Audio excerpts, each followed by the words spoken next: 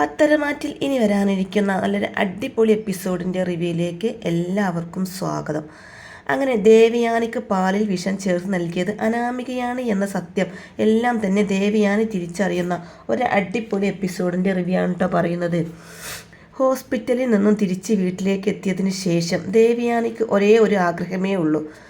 ഞാൻ കുടിച്ച പാലിൽ ആരാണ് വിഷം കലർത്തിയത് എന്ന സത്യം എങ്ങനെയെങ്കിലും കണ്ടെത്തണം. അനാമികയാണെങ്കിൽ ഹോസ്പിറ്റലിലേക്ക് വരുന്ന സമയത്ത് കൂടെ പറയുന്നുണ്ടായിരുന്നല്ലോ നയനയാണ് പാലിൽ വിഷം ചേർത്തത് എന്ന്. ഇത്ര കാലം നയന വീട്ടിലേക്ക് വന്നതിന് ശേഷം ഇങ്ങനെയൊരു പ്രവൃത്തി ഇതുവരെ ഉണ്ടായിട്ടില്ല. ഇനിയൊരു പക്ഷേ നയനയാണ് തെറ്റ് ചെയ്തത് എങ്കിൽ പോലും ആ ഒരു തെളിവുകൾ ഉണ്ടെങ്കിലല്ലേ നയനയെ എല്ലാവരുടെയും മുമ്പിൽ വെച്ച് അപമാനിക്കാൻ പറ്റുള്ളൂ.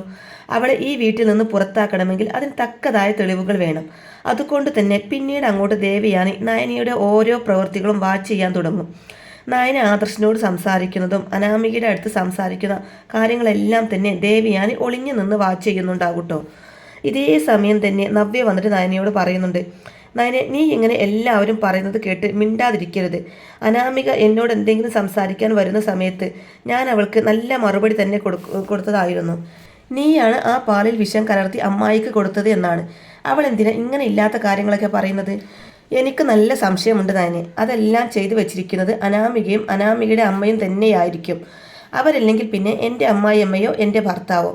ആ ഒരു ദിവസം എന്നോട് എത്രമാത്രം സ്നേഹത്തോടെയായിരുന്നു എൻ്റെ ഭർത്താവ് എന്നോട് പെരുമാറിയത്. അന്ന് തന്നെ ഞാൻ ശരിക്കും അവനെ സംശയിക്കേണ്ടതായിരുന്നു. എന്നാൽ അമ്മായിക്ക് ഈ അവസ്ഥ വന്നതോടുകൂടി അവൻ്റെ സ്വഭാവം മാറുകയും ചെയ്തല്ലോ. അപ്പോൾ നയന പറയുന്നുണ്ട്, അതേ ചേച്ചി പറഞ്ഞത് ശരിയാണ്. അനാമികയെ സംശയിക്കാതിരിക്കാൻ പറ്റിയ ഒരു കാര്യവും അവളുടെ പ്രവൃത്തിയിലില്ല. അവളുടെ പെരുമാറ്റം എല്ലാം തന്നെ ആകെ മോശമാണ്. ഒട്ടും ബഹുമാനമില്ലാത്ത രീതിയിലാണ് അവൾ മുത്തശ്ശനോട് പോലും സംസാരിക്കുന്നത്. എന്നാൽ അനാമിക മുത്തശ്ശനോട് കയർത്ത് സംസാരിച്ചതൊന്നും തന്നെ ദേവയാനിക്ക് അറിയില്ല കേട്ടോ. അനാമികയാണെങ്കിൽ തൻ്റെ ഭാഗത്തുള്ള തെറ്റൊന്നും ആരോടും പറയാറുമില്ല, പ്രത്യേകിച്ച് ദേവയാനിയോട്. എപ്പോഴും അനാമിക സ്വയം പുകഴ്ത്തിക്കൊണ്ട് മാത്രമേ എല്ലാവരോടും സംസാരിക്കാറുള്ളൂ. അതുകൊണ്ട് തന്നെ ദേവയാനിയുടെ മുമ്പിൽ എപ്പോഴും ദേവയാനിയുടെ മനസ്സിൽ എപ്പോഴും അനാമിക ഒരു നല്ല കുട്ടിയായിരിക്കും. എന്നിട്ട് നയന വീണ്ടും നവ്യയോട് പറയുന്നുണ്ട്, ചേച്ചി ഇതാലോചിച്ച് തല പുകച്ച് നിൽക്കണ്ട, ഇത് വിട്ടേക്ക് ചേച്ചി എന്ന് പറയുമ്പോൾ നവ്യ ചോദിക്കും, അതെങ്ങനെ വിടാനാ നയനെ? ഈ വീട്ടിൽ എല്ലാവരും ചേർന്ന് ഇപ്പോൾ നമ്മളെയാണ് കുറ്റക്കാരിയാക്കുന്നത്. നീ അല്ലെങ്കിൽ ഞാനാണ് ഇത് ചെയ്തത് എന്നാണ് എല്ലാവരും പറയുന്നത്. അപ്പോൾ നയന പറയും, ചേച്ചി ഇതങ്ങനെ വിട്ടുകൊടുക്കാനൊന്നും എന്നെ കൊണ്ട് കഴിയില്ല. മുത്തശ്ശൻ പറഞ്ഞതെല്ലാം ചേച്ചിയും കേട്ടതല്ലേ. ഇനി ഇതിൻ്റെ പേരിൽ ഇവിടെ ഒരു പ്രശ്നം വേണ്ട. വെറുതെ എന്തിനാ ചേച്ചി നമ്മളായിട്ടൊരു പ്രശ്നം ഉണ്ടാക്കുന്നതെന്നൊക്കെ ചോദിക്കുന്നുണ്ട് നയന. അപ്പോൾ നവ്യ പറയുന്നുണ്ട്, അങ്ങനെയല്ലല്ലോ നയനെ, അമ്മായി ഇപ്പോഴും വിചാരിച്ചു വെച്ചിരിക്കുന്നത് നീ തന്നെയാണ് അതിൽ വിഷം കലർത്തിയിരിക്കുന്നത് എന്നാണ്. അപ്പോൾ നയന പറയുന്നുണ്ട്, അമ്മയെ പറഞ്ഞു തിരുത്താനൊന്നും നമ്മളെ കൊണ്ടാവില്ലല്ലോ ചേച്ചി. അതുകൊണ്ട് ഇതങ്ങ് വിട്ടുകളയുന്നതാണ് നല്ലത്. എന്നാൽ നവ്യയും നയനയും സംസാരിക്കുന്നതെല്ലാം തന്നെ ഒളിഞ്ഞ് മാറി നിന്ന് ദേവയാനി കേൾക്കുന്നുണ്ടായിരുന്നല്ലോ. എന്നിട്ട് അവരുടെ സംസാരം കേട്ട ഉടനെ തന്നെ ദേവയാനിക്ക് മനസ്സിലാകും ഇത് ചെയ്തേക്കുന്നത് നയനയും നവ്യയുമല്ല എന്നുള്ള കാര്യം. എന്നാൽ ദേവയാനിക്കാകട്ടെ അനാമികയെ അത്രമാത്രം വിശ്വാസമായിരിക്കും. ഒരിക്കലും അനാമിക എന്നോട് ഇങ്ങനെ ഒരു ചതി ചെയ്യില്ല എന്ന് തന്നെയായിരിക്കട്ടോ ദേവയാനി വിശ്വസിക്കുന്നത്. അതുകൊണ്ട് തന്നെ ദേവയാനി ഒരിക്കലും അനാമികയെ സംശയിക്കുന്നില്ല. എന്നിട്ട് ഇനി ഏതായാലും അനാമിക മോളെ ഒന്ന് കണ്ടിട്ട് വരാമെന്ന് ചിന്തിച്ചുകൊണ്ട് ദേവയാനി നേരെ അനാമികയുടെ റൂമിലേക്ക് ചെല്ലുകയാണ് കേട്ടോ. എന്നാൽ ആ മുറിയിലേക്ക് എത്തുന്നതിന് മുമ്പ് തന്നെ ബാൽക്കണിയിൽ നിന്നുകൊണ്ട് അനാമിക അങ്ങനെ ഫോൺ ചെയ്യുകയാണ്. അനാമികയുടെ അമ്മയ്ക്കായിരിക്കട്ടോ ഫോൺ ചെയ്ത് സംസാരിക്കുന്നത്. മോൾ ആരോടോ ഫോൺ ചെയ്യുകയാണല്ലോ. പിന്നീട് വരാൻ ചിന്തിച്ചുകൊണ്ട് തന്നെ ദേവയാനി ഇങ്ങനെ തിരിഞ്ഞു നടക്കുന്ന സമയത്തായിരിക്കട്ടോ അനാമിക ഫോണിൽ സംസാരിക്കുന്നതെല്ലാം തന്നെ ദേവയാനി ശ്രദ്ധിക്കുന്നത്. വല്യമ്മ എന്നൊക്കെ അനാമിക പറയുന്ന സമയത്തായിരിക്കട്ടോ ദേവയാനി ആ ഒരു വാക്കെല്ലാം തന്നെ ചെവിയോർത്ത് നിൽക്കുന്നത്. ദേവയാനി അനാമികയുടെ സംസാരം കേൾക്കാൻ വേണ്ടി ഡോറിൻ്റെ അടുത്തേക്ക് ഒന്നുകൂടി തന്നെ പതുങ്ങി നിൽക്കും. ആ സമയത്ത് ഇങ്ങനെ അനാമിക രേവതിയോട് ഫോണിൽ സംസാരിക്കുന്നുണ്ട്. അമ്മേ, നമ്മുടെ ഈ ഒരു പ്ലാൻ എന്തായാലും നടന്നില്ല. ഒരു പ്രാവശ്യം പാളിപ്പോയി എന്ന് വിചാരിച്ച് നമ്മൾ വെറുതെ ഇരിക്കില്ല. നമ്മൾ വീണ്ടും ട്രൈ ചെയ്തുകൊണ്ടേയിരിക്കണം. എങ്കിലല്ലേ നമ്മൾ ഉദ്ദേശിച്ചതുപോലെ ഇവിടെ എന്തെങ്കിലുമൊക്കെ നടക്കുള്ളൂ. ആ നയനയെയും നവ്യയെയും എങ്ങനെയെങ്കിലും നമുക്കിവിടെ നിന്ന് അടിച്ചു പുറത്താക്കണം. അമ്മക്കറിയാലോ, നമ്മൾ ഒരുപാട് ശ്രമിച്ചതാണ് അവരെ പുറത്താക്കാൻ. ലാസ്റ്റായിട്ട് നമ്മൾ എന്താ ചെയ്തത്? അമ്മ കണ്ടതല്ലേ, നമ്മൾ ആ പാലിൽ വിഷം കലർത്തി വെച്ചു. എന്ത് ചെയ്യാനാ, അവളുമാർക്ക് 2 പേർക്കും ഭയങ്കര ഭാഗ്യമാണ്. അതുകൊണ്ടല്ലേ അന്നത്തെ ദിവസം നവ്യ ആ ഒരു പാല് കുടിക്കാതിരുന്നത്. അന്നത്തെ ആ ഒരു പാല് വല്യമ്മക്ക് പകരം നവ്യ തന്നെ കുടിച്ചിരുന്നെങ്കിൽ അവളുടെ വയറ്റിലെ കുഞ്ഞ് നഷ്ടപ്പെട്ടേനെ. കുഞ്ഞ് നഷ്ടപ്പെടുന്നതോടു കൂടി തന്നെ നവ്യയുടെ സ്ഥാനം പിന്നെ ഈ അനന്തപുരി തറവാടിന് പുറത്തായേനെ. അല്ലെങ്കിൽ അബിക്ക് അവളെ കണ്ണെടുത്താൽ കണ്ടൂടാ. പിന്നെ കുഞ്ഞും കൂടെ നഷ്ടപ്പെട്ട സ്ഥിതിക്ക് ഒരിക്കലും അവൾക്ക് അഭിയുടെ ഭാര്യയായിട്ട് ഈ വീട്ടിൽ താമസിക്കാൻ പറ്റും എന്നൊന്നും എനിക്ക് തോന്നുന്നില്ല. എന്നാൽ അനാമിക അനന്തപുരിയിലെ കുഞ്ഞിനെ ഇല്ലാതാക്കുന്ന കാര്യത്തെപ്പറ്റി സംസാരിക്കുന്നത് കേൾക്കുമ്പോൾ ദേവയാനിക്ക് അങ്ങ് ഷോക്കായിരിക്കട്ടോ.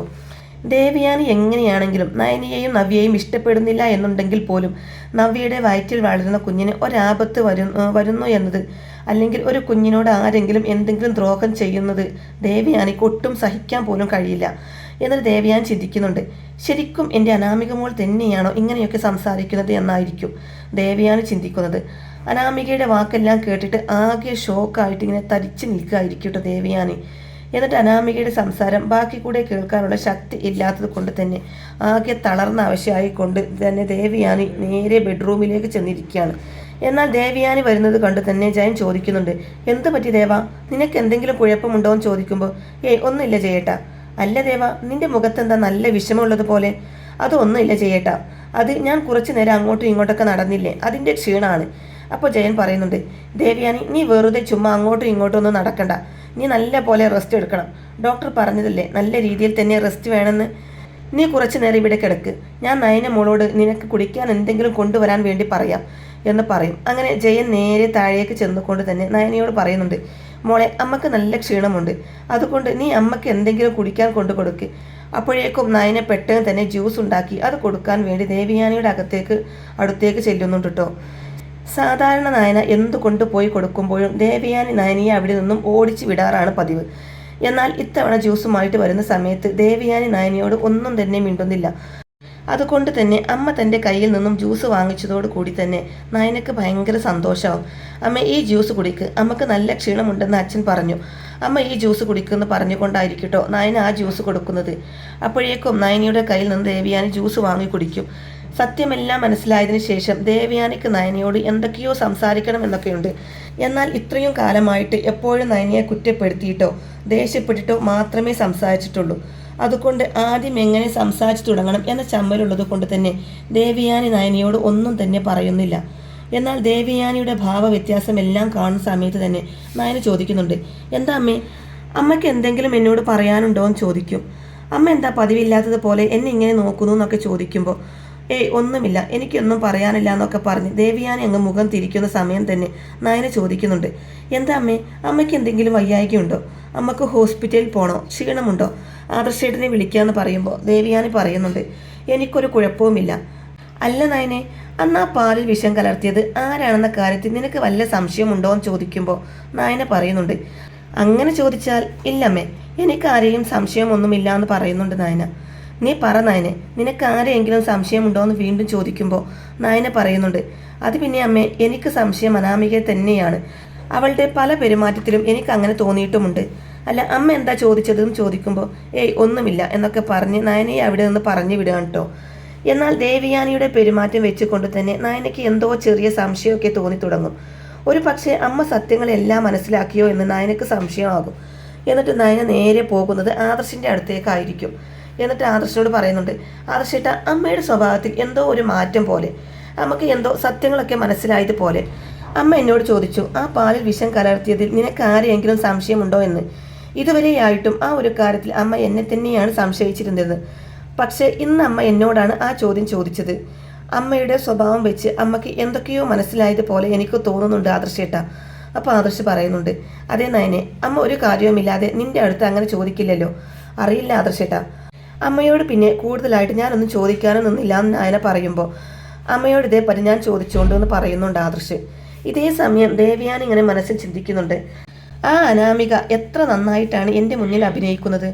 അനാമിക ആ വീട്ടിലേക്ക് കയറി കൂടിയത് മുതൽ ചെയ്ത കാര്യങ്ങളെല്ലാം തന്നെ കള്ളത്തരമാണ്, അഭിനയമാണ് എന്നെല്ലാം ദേവയാനിക്ക് മനസ്സിലാകും.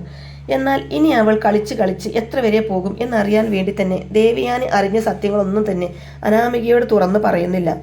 അങ്ങനെ ദേവയാനി അനാമികയെക്കുറിച്ച് ഇങ്ങനെ ചിന്തിക്കുന്ന സമയത്ത് തന്നെ വല്യമ്മയെ കാണാൻ വേണ്ടി തന്നെ അനാമിക റൂമിലേക്ക് വരുന്നുണ്ട് കേട്ടോ.